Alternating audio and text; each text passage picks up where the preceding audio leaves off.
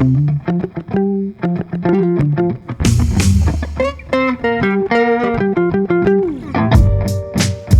welcome again to X Garage. We're jumping into the crazy world of worldviews with the Christian worldview. I like that. I think that. That makes sense. Yeah, that makes a lot of sense because that's kind of what we do. Yeah, that is kind of what we're doing. So anyway, so how was your week, Heath? It was, it was you don't know. Why do we say you know? Whatever. It was good, man. Just worked. Got to teach a lot of Bible and had some awesome students. End of the semester, so I get a break. How about you? You're boring me a lot right now. That's good. That's good. Well, because our topic today is not going to bore anybody. It's not weird at all. How was your week? It was good, man. Better than yours. So today, what are we jumping into? We're going to talk about witches. Or Wiccanism. Wiccanism is a little bit different between... Yeah. Well, no. They're a subgroup of witches. They are witches by genus, and by species, they are Wicca. Yes. There you go.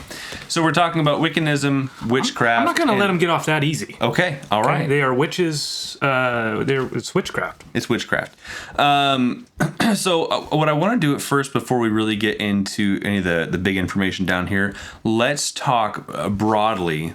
What is Wiccanism? Because honestly, when I first got into this, I thought Wiccanism just was blatantly Satanism. Like, I didn't think there was a large difference between those different... Well, according to how they would define things. Let them define... I mean, as we're going to go through, we're going to see that that's a superficial or there is essentially no difference.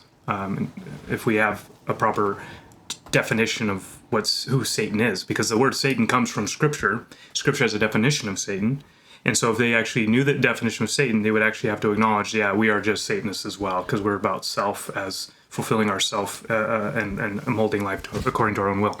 Anyway, so I'm not going to let them have it that they're not satanic. I think they can claim that, but it's one thing to say, I don't believe in horses, and yet you ride a horse every day.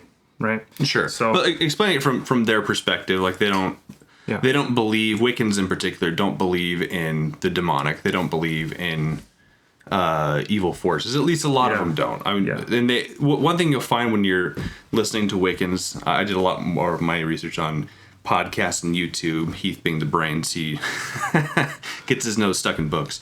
No. We're both brains. We both have brains. We're just not very much of it. I just prefer to do books. Yeah. Anyway, I don't know what to trust on YouTube. At times it's like you just certainly. Who's the authority there anyway? If we're going to go back to their source. That's one of the key things I think to anything we do is you go back to the source. What's their foundation and observe that, and that'll pretty much. Well, maybe. Anyway, so let's talk about it. So maybe let's start there. So I will give a little summary of what I would think how they would define themselves, or what it actually is objectively, and then you can give yours in that way. Or our audience has a clear direction on what we're... Do it. Yeah. So I think Wicca is a faith and practice that seeks to fulfill one's being through ritual practices that can gain knowledge concerning whatever the Wiccan desires. So that knowledge can be about the future. That knowledge could actually be imported into their daily life of making good decisions. So it's basically about, I think, communing with the spiritual realities, whether that be gods or one's own self or the spiritual essence of nature, and drawing from that energy that would then be able to be conformed to your will in life. Yeah. So nature seems to be a big part of their doctrine, like taking the energy from the nature around them and infusing it into something, or utilizing that into basically being able to actuate on their will. Yeah, and I feel like it's not so much. So a lot of times they are known to. They'll claim, and Thea Sabin in this book, it's Foundations for Philosophy and Practice of Wicca, or Wicca for Beginners, and it seems to me it's not, even though they're nature bound, she says that right out, as you get into it, they're very much about binding nature to our will. Mm-hmm. That through spiritual power, you can conform nature to your spirit's desire. Mm-hmm. So I would argue that even to their confession, there is a more of an emphasis on the spirituality than nature itself in terms of their practices. They just, nature itself is bending to the spiritual world. Right. Yeah. But so I think they would say that they're very spiritual, and that plays out in nature. Yeah. Yeah, for sure. Let's hear the Jake summary. Yeah. I it's think probably going to be much more articulate.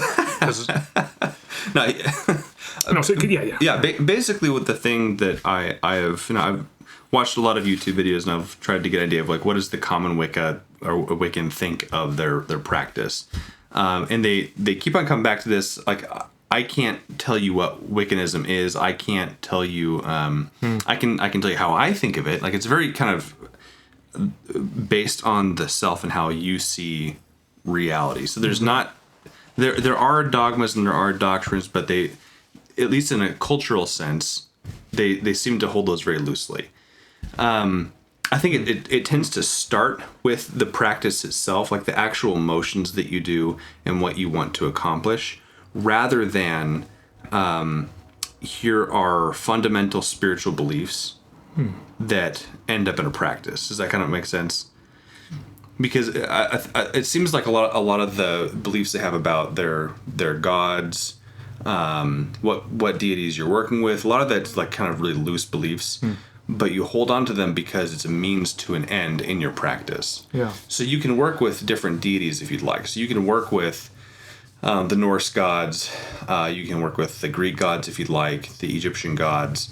And they use that term, I'm working with this deity, or I'm working with so-and-so, and they view it as a partnership. I do think it's kind of funny, they talk about it as a partnership, but it really, when they're performing their practices, it seems a little bit more like they're telling this deity how to act. Which we'll probably get more into. Yeah. Because that's like you're saying, I think we tend, in this, maybe we're not, let's just do critique as we go through, because honestly, that's just what's going to happen. Yeah.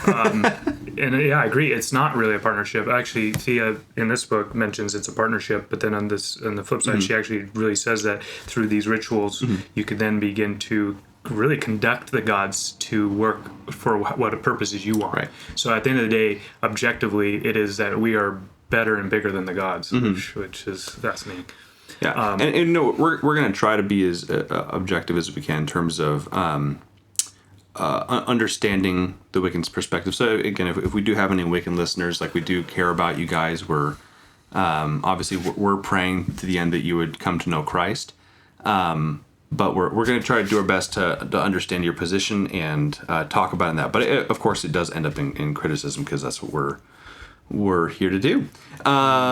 Cool. So we have a few crazy factoids. I kind of yeah. Let's get these two. So a top 10 list. We're going to release a few of these energies each episode. Then they're going to come at you with a lot of energy.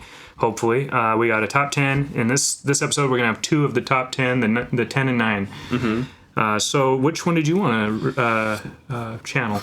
Well, I think I'll do the number 10. We're gonna go backwards. I don't think it really matters which one. I can't believe you wrote this. So we're talking about the broomstick. This was a quote. And where did you get? This is a quote from Thea. Well, let's see. Sabin. Yep. 142. But go ahead. Okay. Go ahead. Yeah. So this is a quote. The broomstick carved like a penis, and the bristles represent the woman's pubic area. Could you say that a little clearer?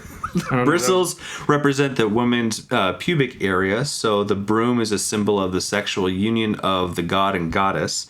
It is used to sweep energy out of the circle space before drawing the circle.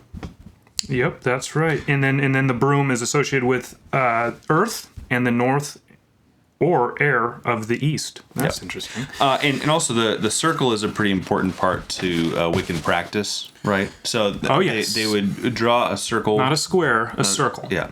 The circle is to kind of protect from dark forces or something like that. It's where the spiritual realm meets with the physical. And so when you draw that circle and you sanctify it, you purify it. We'll get more into that in our 4th episode. But the big idea is, that's where the deities and all that spiritual energy from the earth, all that you're power that you're going to wield into yourself as a witch, and when I say witch, I just mean a Wiccan, and they know that. Which they would say they are a witch, they're just not a part of other groups. So the witch would channel this energy into themselves, and that's where it is done. It's that sacred ground within the circle. Cool. Or it could be without. You can be on the outside of the circle and keep the gods in the middle of the circle. But that circle is that place of meeting. Gotcha. Okay, your turn. The number 9, the Chalice, is that how you pronounce it? I'm terrible with pronunciation. I don't know English. And the Anthem, or I'll just call it an anthem, a ritual knife. So the Chalice and the ritual knife present female and male reproductive organs and are focal tools of any ritual service. Many of these tools have these sexual organs carved into them historically. That is, as Gardner, which we'll talk about, this guy, he says... Gardner is the father of modern Wiccanism. Yeah. And like the broom might be shaped like a penis, so too the knife, the ritual knife, is to the Wiccan seen as another image of the penis, and the penis is related to God, the male God. And then the chalice is the representation of the female god, the Great Mother, and obviously the knife. And then they'll actually penetrate the knife into the chalice to perform this imagery of a sexual act and celebrating fertility and life that comes through the mother god and God's sexual union that brought us here. Wow, so it sounds like a very sexual. Not at all. Oh, okay. Yeah, no, they don't have anything to do with any part of what they do to just make sex center of everything. Yeah. Okay, let's jump into the basis of their revelation. Yes. So, in do they have a Bible? Do they have a source that they would read, or how does one gain knowledge in the Wiccan system? You know, like you said in the beginning, this was fascinating, is that a lot of Wiccans themselves just disagree, and they argue over what does it mean to be a part of Wicca? What's it mean to be this, to follow kind of So with that said, a lot of what they believe is contingent on the individual witch, him or herself. But the basis of where the teachings come from is, like you said, Gardner. His historic representation of witchcraft, which is a neo-paganism, because it doesn't really... His presentation of witchcraft is very much different than if you follow witchcraft in its subgroups throughout history. Meaning, Gardner used a synthesis, the comparative religions approach to witchcraft, and just saw the commonalities, and he constructed what he thinks is a fair portrayal of witchcraft. That becomes the basis for Wiccan thought. And but on top of that, if you get into their... So with that said, Gardner's a really big player. The other one is that they seek knowledge from spirits through ritual, and that begins to be their subjective basis for revelation and knowledge. As they get channel insights from gods, and then they, as an individual being, divine being, also can apply insights. So really, at the end of the day, they have everything's subjective, with exception to some of the commonalities they found with witchcraft throughout the centuries. Okay. Do you think it'd be fair to say Gerald Gardner, do you think he was kind of a systematician? Man, is this like that heretic 1 to 10 thing? Like, him as a systematician, I will say, I'm not, and I don't say this thinking I'm a great systematician or anything, but just to be fair, I mean, if anybody reads his work, he was a doctor, if I recall right. Like, he'd done his studies, anthropology, I think he was an anthropologist, or something, but it has, talk about really pulling and grabbing at history and forming it however you want. Like, his whole goal, and it's very clear that when he wrote that book, it was during a time when in Britain and Europe in general, that witchcraft was just kind of being brought back or being acceptable as, like, we're not going to condemn that as a practice in our state or our country because of the past with there was laws that had just kind of residue from back when the church ruled everything in Europe at the time. Some of those laws remained in many countries, and so Gerald was on the scene during a time when some of those laws were being lifted. And so what his goal was really, and he confessionally made it his goal, was to present witchcraft as a practice and art that would be acceptable for society today.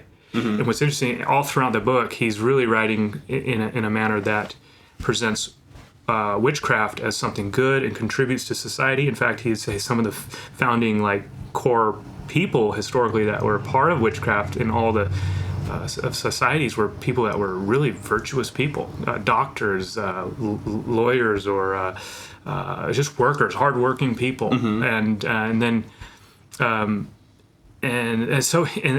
he does away with anything that deals with harm or hurt to another or harm to oneself. He puts in the area of, well, we don't know if this is really the case, Right. but what we do know is that these things, they were just doing good things to produce. To help people think positively about the changes of nature and the cycles of life. All that to say, it seems to me to be really contrived history, and it's so basically it's just he's really the prophet of this faith. Yeah, but he was, like you say, he was trying to take different traditions and so forth and publish them, because he did try in a way to publish. Academic work, right? Academic work that was because he was criticized a bit for sharing some of the secret practices of witches, and he pulled back and said, "No, I wasn't sharing the secret stuff, just the stuff that was able to be known." Again, just trying to make it so that witchcraft was a bit more acceptable to the masses and be able to be understood by the masses. Otherwise, his fear was that it would die out. Yes. Yeah, that was a big driving thing. Was he didn't want to see it die out, and he himself was through a coven became a witch. He was however that process went about. And as he was writing these, I think he was parties. Yeah. He was definitely into the naked parties, naked parties. I'm sure we'll mention this later, but some of the I think it was him that said when somebody asked do you practice magic naked, and he said, yeah, there's no other way. You have to practice it naked. Yeah. That's what is it? I think that was one way to channel more energy because your garments aren't interfering. Going to that just brought up a great point. So just to show objectively how he distorts history, he actually goes back to even Scripture to show that during the time of Israel, early on, the witch of Endor is a sign of early witchcraft, and that's actually a good thing in history. Is that you see him behaving within society. You see he even uses another. Let's see if I got it here. He uses right here. He uses the witch of Endor as well as the prophet. Can't find the other one. Another sorcerer from the Old Testament. Both were female, which is also why he says the female became such a high figure in the witchcraft, is because it's historically been females. But he totally disregards the context, the historical context of these figures, because the witch of Endor was not a good person, nor was that a good event. This was King Saul, who was rejected from hearing the voice of the Lord because of his disobedience as king. His role as a king was to establish righteousness over the people, a court that would be under God's will and his word. And so he rejected God's authority, and he was under judgment. David was now anointed, and he went to this witch to seek out knowledge and to basically wield his future. And he was frustrated. He wasn't hearing from God. So this was a very early sign, or a case where the witch was actually what Scripture would call is a not a healthy thing. It's actually turning from God, seeking out knowledge and sources that will get you what you want apart from God's will. So I just found it fascinating that he just ripped it out of context, says, here's a good witch functioning in society. It's been here since the beginning of time, and it's a good thing. But it just drops the context. Right. Yeah, absolutely. So Gardner's one. So there's two big names when you hear people talk about what kind of Wiccanism do you follow. The two kinds are Gardnerian and Alexandrian. but I also do see a couple of other names here. Fill us in on the Alexandrian. I actually did not study that guy. No, all I know is that he was kind of after Gardner, and I believe there's two covens pretty close to each other around the same time that was perhaps Yeah, I know he was a little post younger. Gardner. Right, he that came had after. some differences in practice, and there was kind of a rift between them, but I'm not really sure what the differences were. I had a hard time figuring what that was. But I think the important thing is that Alex, and I believe his wife as well, were big proponents of Wiccanism. And so they, even though they were separate, collectively they did help spread Wiccanism to the masses. But you have a couple of the names here where you want to go over FamTrap. Oh, yeah. I was just... So Wicca has different subgroups within itself. So you got the big overarching genus of witchcraft, and then you got all kinds of groups in that. And within there is you got Wicca, and then Wicca has the Gardnerian, the Alexandrian, the FamTrap, and some other ones. And FamTrap is one where they actually stay within a family tradition. And I'm presuming FamTrap, got it. Yeah. Family tradition. Tradition, really cool. Who is this FamTrap person? So I think they're a little more concrete in what they believe because they're passing down these traditions and that they can stay focused on. Whereas Wiccans in general, it seems that most of them follow that eclectic group where you can just pull and take from sources that is fitting to your practice.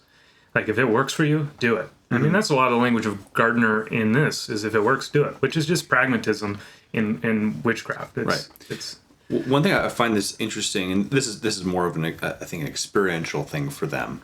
But they work a lot with crystals or herbs, using fire often. And so I was listening to this witch talk about something like to do with a spell with family or something like that. And she said, I like to use cinnamon because it makes me think of my mom making apple pie back home. That's what I was thinking. I find this to be very effective.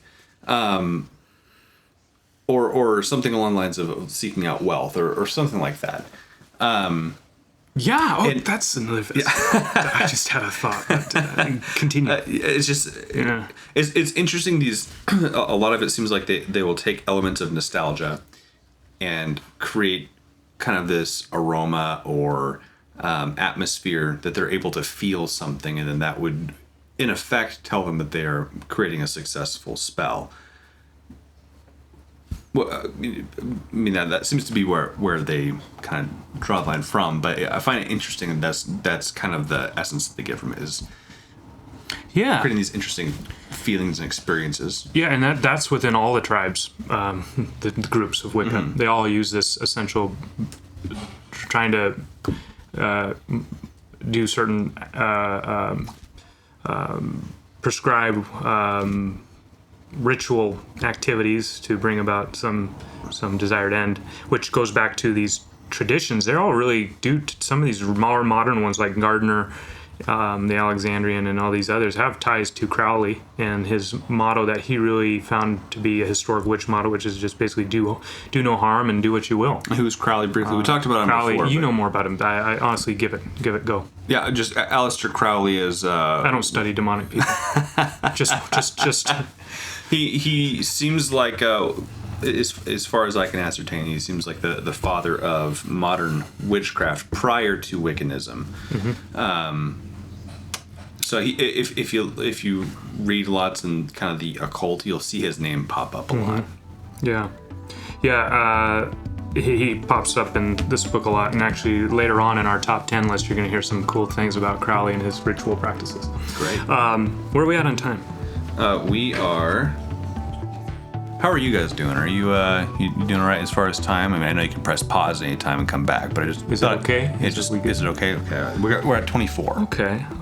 So let's call it. Okay, is cool. that good? Yeah, let's call it there. We will come back with some more witchcraft goodness in a week. Theology proper in a week, and some other stuff because we didn't get through it. Cool. Some more on the Mother God and the Horned God. Ooh, this is gonna be good. All right. Well, you guys have a wonderful week. Thanks for checking out X Garage.